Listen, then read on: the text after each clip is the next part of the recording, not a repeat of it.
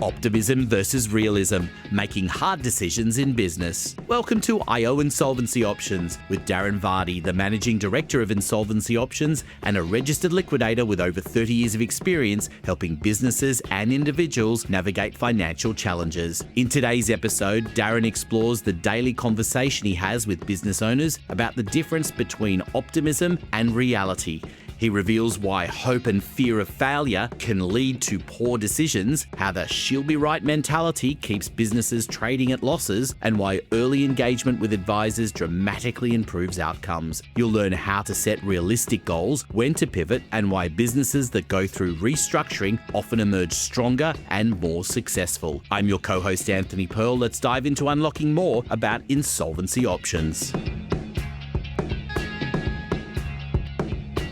Darren, I imagine over the years of you doing this, that this whole concept of being optimistic about a business versus realistic, I imagine that is day one looking at a business that you see that every single time. Daily conversation. Absolutely. Absolutely. And, we get back to our discussion that we started with about what is the true position of the company and what is the true realizable value of the assets. Is the company showing to be better than it's actually performing? Because no one wants to admit that their business is failing. No one really wants to. People fear failure. So human nature is, should be right, particularly in this country. Should be right. I'll just wait. Next month is looking better. Next quarter's looking better. And it's okay to be optimistic. So long as you've got some goals, realistic goals set for the performance of the business. And then if the business doesn't meet those performance goals, the stakeholders need to then make the hard decision. Well, we've attempted to do it. We've set some goals which should have been realistic. We haven't achieved them, so therefore we need to look at that alternative. And I imagine every business has a bad month or two, but there's a point where that needs to change and you need to have a good look at that. That's the common element, I imagine, that it's not just one or two bad months, it's seeing a pattern of it when you go in.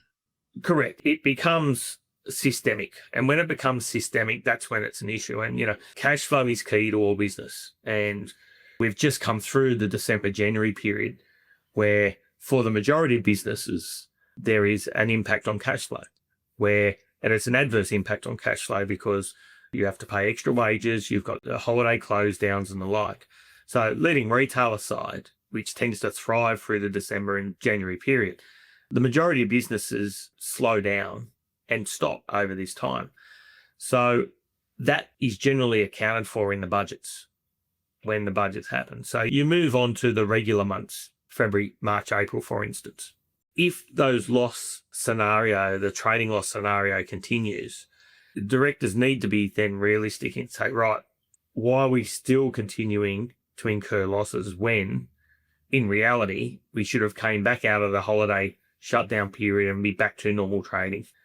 And that is certainly a key. Now, I mentioned that cash flow is tight. Quite often during that period, directors, shareholders might look for some short-term funding, which comes at a far greater cost. But again, you need to look at the reason as to why you need that short-term funding. Is it just getting through the slower months? Or if it lingers on through the months where the business ought to have recovered and be back to normal trading, then the other question is, well, then why haven't we got back there? It's not throwing money at it just to solve that short-term issue. It's, hey, do we have a more systemic issue where we haven't recovered? Why haven't we recovered? What does that then look like for the next couple of months thereafter? And do we need to pivot and look at going in a different direction for some products or for our business as a whole so we can ensure that this loss making doesn't continue? When you go in and get asked to look at a business and you see this straight away, the reality versus the optimism that's in there, are those conversations difficult? How are they generally received? They're always difficult conversations to have, particularly where directors and shareholders have been involved with their business all their life. But quite often we sit there and say, well, look, you can continue to operate at a loss. But to do that, you're continuing to put your money into a loss-making business. Now, you need to be really careful that every time you put money into your business, whether it being out of your mortgage or borrowing money, you are minimizing your wealth, your personal wealth. And a business like a house, like an investment property, it's just another investment. And that's where business owners need to look at it from that perspective and say, is this a good investment? If I'm to put more money in, am I going to get my returns? And if business owners aren't going to get their returns, and their returns might be repayment of the monies they've put in at a commercial interest rate, payment of wages to them along the way, and payment of dividends as a shareholder, whatever the level of their returns are that they expect there to be, the question's going to be is it a good investment? And if it isn't, then why do it?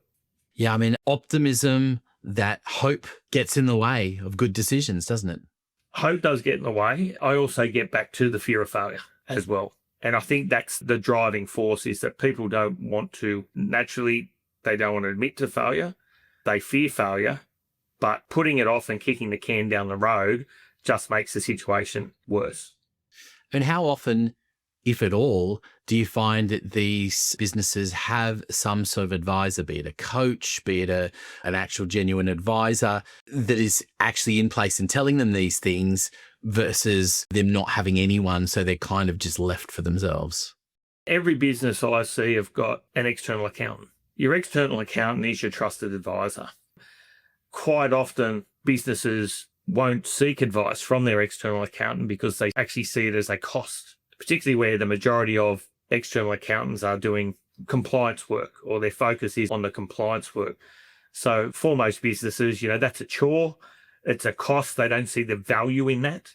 So they'll engage on a minimum basis with their accountants and advisors so they minimize the cost.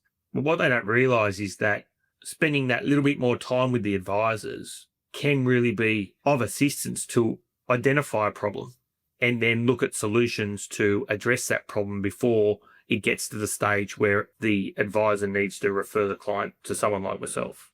So what's the outcomes of when you're going into businesses? And I imagine, as you said, you see this all the time. You go in, you give them this reality check. How do they respond, generally speaking? And, give us some examples perhaps of where it's gone one way or the other. The shock is not uncommon, particularly where business owners have invested significant monies of their own back into the business. And every business is different. The longer people tend to leave the business, the harder it is to do a turnaround. So the options are very limited.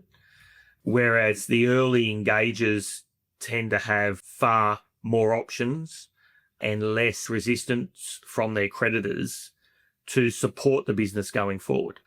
Quite often we find that if people have been trying to survive for months on end, the creditors chasing them, they're avoiding phone calls from their suppliers in respect to payment. Quite often you'll find that those businesses won't get the support from their creditors where they look at a turnaround situation. Whereas, those business owners who identify a problem, act early, seek urgent advice, communicate with their suppliers as to what's going on, because the suppliers just want to know what's going on. If payment can't be made, they want to know what can be done to reduce the levels of the debt if they can't be paid in full.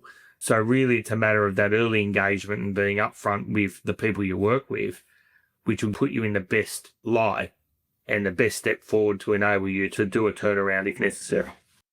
How often do you see that people that do go in and they're starting, and you work with them and they're starting to see that there is a turnaround? Is it still being overly optimistic? Do you walk away sometimes going, okay, well, you've got them to the point where they're trading and they're back to being able to run the business, but you probably shake your head thinking they could well end up in the same place in the future because they're still being optimistic rather than realistic? Yeah, I think as a result of going through a process and as a result of coming to see someone like myself with the financial position that they face and what we need to do to go through a turnaround process, that optimism very quickly moves to reality and a realist position.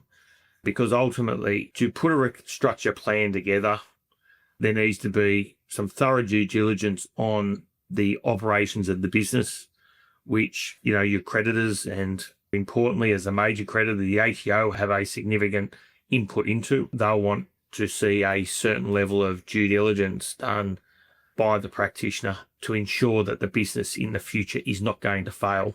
So quite in going through that process, the forecasts, the budgets, the review of the business operations is looked at in a significant level where everything's challenged. And by virtue of challenging everything and making sure that the numbers are real, effectively there is no room for optimism to enable a successful turnaround.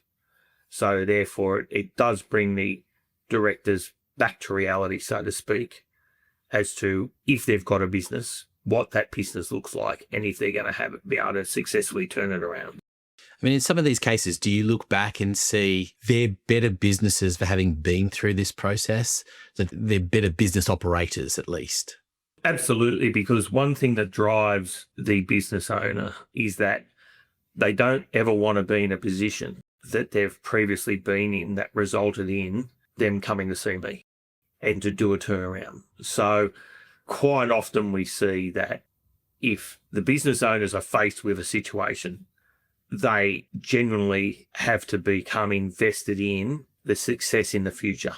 And quite often, from my experience, is that once someone has been through a process, they tend to go on and survive and even thrive on the other side of that process. Because it's interesting, you often see people who are sprouting themselves as coaches, consultants and things who do actually talk very openly about the fact that I've been through a process and this has happened and we're now in this environment. And it's lessons learned, isn't it? And they can be important things because that optimism that people have going into a business, nobody goes into a business thinking that it's going to fail. No, that's exactly right. I hate to say, but sometimes people just need an attitude adjustment. Sometimes they're more than optimistic, they're unrealistic and not being aware of the risks. It's okay to be optimistic, but when you're unrealistic and you're not conscious or identifying the risks as you go, that is where failure can occur as well. So it's being alive to those risks. It's okay to be optimistic, but not unrealistic. But at the same time, you need to be managing the business to ensure that you're meeting targets, meeting budgets, and more importantly, meeting that break-even level to ensure that all the debts are being paid as you go. And tell me, do you look back kind of almost like a proud parent when you see some of these businesses that you've dealt with in periods gone past and see that they are seemingly going really well?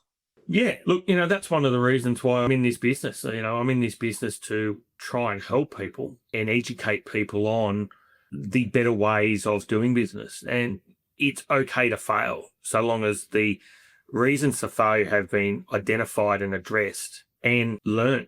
As you said earlier, you learn by your mistakes. It's okay to make a mistake so long as you learn by it and don't let it happen again. And as business owners, we're all going to make mistakes. It's just a matter as to what is the severity of that mistake and how do I fix it to minimize any impact on the business, on all the stakeholders, be it shareholders, creditors and the like. And that's all we have time for in this episode, but next time on IO Insolvency Options, we'll dive into the critical difference between compliance and advisory services. Darren will reveal why accountants must be more than just compliance officers and share a shocking case study where a director nearly lost everything because important documents were simply readdressed without urgency. It's essential listening for business owners and accountants alike. For details on how to get in touch with Darren and his team on insolvency challenges, please consult the show notes. This podcast is produced by my team at podcastdoneforyou.com.au, helping professionals share their expertise through powerful podcast content. If you found value in today's episode, please like, comment, and subscribe to IO Insolvency Options. Until next time, remember, there's always a way forward when you know your options.